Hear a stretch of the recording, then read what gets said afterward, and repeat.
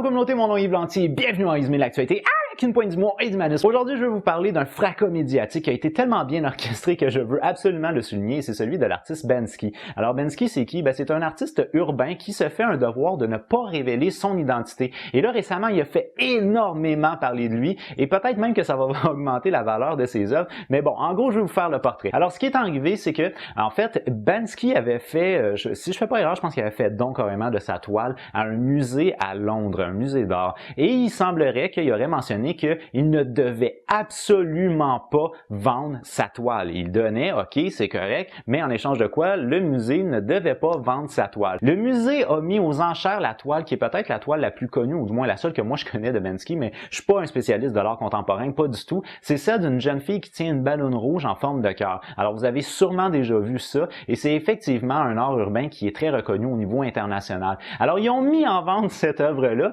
et ils l'ont fait un enchère, et là, ça donne qu'elle a été achetée par une personne XY, peu importe, pour le montant de un peu plus de 1 million de livres. Et au moment où il y a eu le coup de marteau, la toile a commencé à descendre et elle a été déchiquetée de par elle-même. Alors bien entendu, là, on voit des gardes qui arrivent, qui décrochent tout de suite l'œuvre, le monde sont consternés, ils comprennent pas ce qui se passe. Et le lendemain ou le surlendemain, ça donne que l'artiste a mis online, je crois que c'est sur Instagram, une vidéo où il montre qu'il avait introduit lui-même une déchiqueteuse à l'intérieur du cadre de son œuvre et dans le but éventuellement de pouvoir la faire partir finalement à distance au cas où le musée serait porté à vendre son œuvre alors qu'il avait dit qu'il ne devait pas vendre l'œuvre. Et là, ce qu'on peut voir par la suite de cette séquence vidéo-là où il montre comment il a mis la déchiqueteuse, c'est quelqu'un qui, au moment de l'enchère, il fait que filmer uniquement le tableau.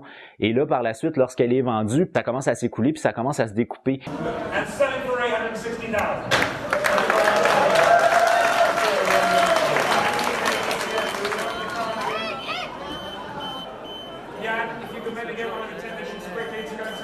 Et là, ça prouve concrètement que effectivement c'était prévu d'avance de la part de l'artiste. Alors ça, je pense que c'est vraiment un coup de maître qui a été orchestré ici. Et là, il semblerait que les spéculations disent qu'il se pourrait même que l'œuvre déchiquetée avec la déchiqueteuse valent plus cher que l'œuvre originale. Quel coup de maître!